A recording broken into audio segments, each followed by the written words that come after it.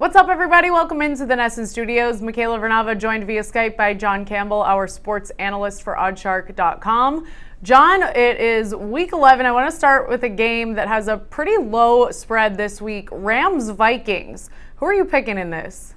I'm on the Vikings here, and once again, we're seeing the Vikings getting a low number, and they've gone a very quiet 6-3 against the spread this year. They played really well. They keep covering these low numbers, and they're on home field, and they do really well on home field against the spread. They're 15-5 against the spread in their last 20 games. So I'm on the Vikings here. I think a lot of the public will be looking at the Rams. They've had an incredible season. They're the #1 scoring team in the NFL, but the Vikings rank top 5 or 6 on defense in the NFL, and they're at home, and I tend to lean defense versus offense. So I like the Vikings a lot in this one.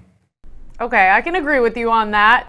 And looking at the Patriots Raiders game, does the fact that they're playing in Mexico City this week have any effect on the line and give you any reason to lean one way or the other? Well, yeah, I think we'd see the Patriots favored by a little bit more, and this line opened up a little bit higher. I think, well, it opened a little bit lower at 5.5. I think we'd see it open a little bit higher if this game weren't in Mexico City. The Raiders have been here before, and I think that's worth something with the altitude and experience just having been there. So that's worth a couple of points. Bettors push this one up to 7.5, and I think that's probably a better line. The Patriots are playing really well. They won 5 in a row. They've covered 4 of those. I love them last week against the Broncos, and it's hard not to like them here again this week because of this Oakland defense. Oakland does not get to the quarterback very well, and they give up the worst opponent's quarterback rating in the NFL this season, and if I'm playing the Patriots, that's the last stat I want to have on my team, is giving up the best quarterback rating to the opponent in the NFL. So I'm leaning Patriots. What do you think of this one?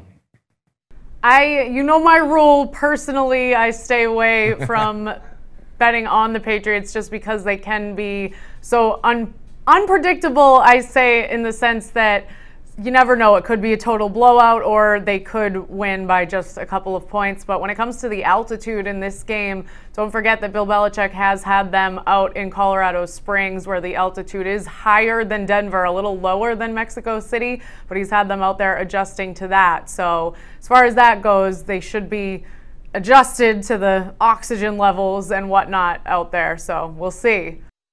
Yeah, it should be fun. It's going to be a good game, I think. Looking at the NFC, the Eagles, who are really hot right now, taking on the Cowboys. And we know that Ezekiel Elliott will serve his suspension. So how does that play into the lines for this game? Well, I think this is probably going to be the most public play of the week. I think we'll see most bettors on the Eagles. Right now we're seeing over 80% of the action come in on the Eagles.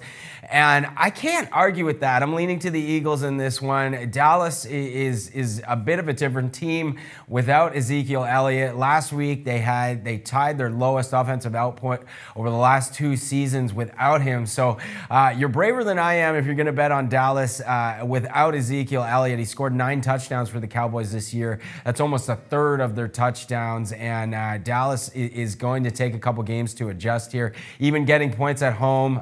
The way this Eagles team is going, they're the hottest bet in the NFL right now. They've covered 6 in a row. Yeah, I have a hard time not taking the Eagles against anyone, never mind an Ezekiel Elliott-less Cowboys team. Yeah, I'm with you on that one. All right, John, thanks as always for the great advice, and we'll check in with you next week. Thanks, Michaela.